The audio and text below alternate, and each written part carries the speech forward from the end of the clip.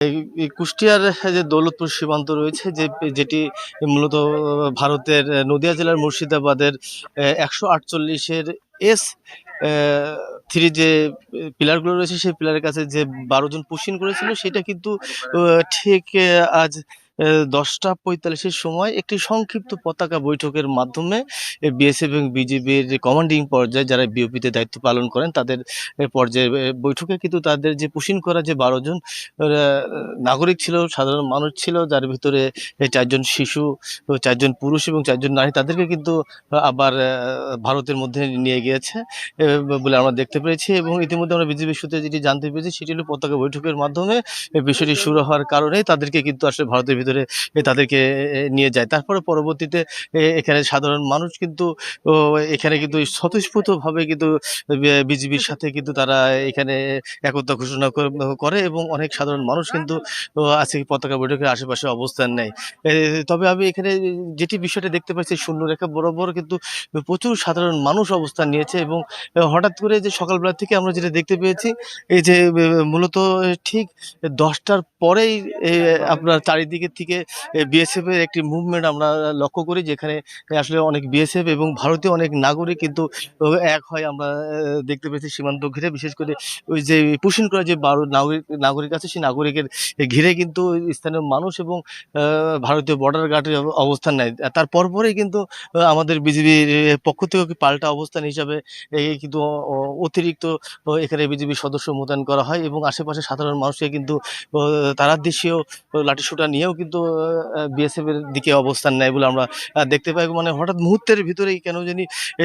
ঠিক 10টার 10:30টার পরে এখানকার পরিবেশ, মানে সীমান্তের পরিবেশ কেন জানি প্রচুর পরিমাণে বিএসএফ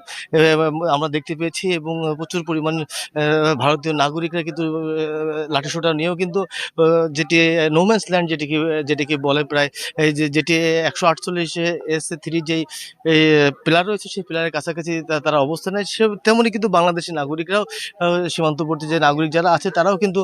অবস্থান নেয় আমরা দেখতে পেয়েছি। এবং ইতিমধ্যে কিন্তু তাদের যে কার্যকলাপ তা কিন্তু প্রায় শেষ করেছে, যেটি মূলত তাদের যে প্রক্রিয়া সেই প্রক্রিয়ার মাধ্যমেই কিন্তু এই 12 জনকে তারা ভারতের ভিতরে আবার নিয়ে গেছে। এখন তাদের অবস্থান ছিল মূলত ভারতের বাংলাদেশের যে সীমান্ত পিলার আছে সীমান্ত পিলারের মাত্র 50 গজের মধ্যে। এবং এখন কিন্তু যে পরিবেশ পরিস্থিতি, এখন কিন্তু মূলত যে নোম্যান্স ল্যান্ড যেটা আছে সেটিতে কিন্তু উভয় পক্ষ, বিশেষ করে বিজিএফ এবং বিএসএফ এবং আমাদের দেশের যে নাগরিক এবং ভারতীয় যে নাগরিক, তারা কিন্তু আসলে একে অপরের কাছ থেকে যে সীমান্ত পিলার আছে সেখান থেকে অনেক দূরে কিন্তু এখন চলে এসেছে। এবং এখন কিন্তু সীমান্ত যে পরিস্থিতি সেটি কিন্তু এখনো উত্তেজনা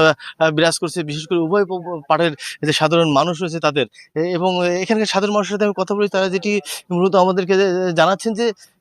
এইভাবে তাদেরকে আসলে যেভাবে তাদেরকে রেখে গেছে এটি আসলে তাদেরকে কাম্য ছিল না। তবে তারা আশা করে যে উচ্চ পর্যায়ে বৈঠকের মাধ্যমে এই যে সমস্যাগুলা, বিশেষ করে সীমান্তের যে সমস্যাগুলা সেগুলো যাতে দ্রুত উত্তরণ করতে পারে বলে আমাদেরকে কাছে দাবি করেন সাধারণ যে জনগণ রয়েছে। তবে বিজিবি তরফ থেকে আসলে এখন পর্যন্ত যে আনুষ্ঠানিকভাবে কোনো কিছু না জানালেও তবে আমরা এখানে কিন্তু আসলে দেখতে পেয়েছি যে আসলে একটি সংক্ষিপ্ত পতাকা বৈঠকের মাধ্যমে এই যে 12 জন যে পুশিন হয়েছে সেই পুশিনের সুরাহা হয় বলে আমরা দেখতে পেয়েছি। এবং এখন কিন্তু সীমান্তের পরিবেশ খুবই স্বাভাবিক রয়েছে এবং সীমান্ত আস্তে আস্তে কিন্তু সাধারণ মানুষ থেকে শুরু করে ওইদিকে ভারতের অংশে বিএসএফ এবং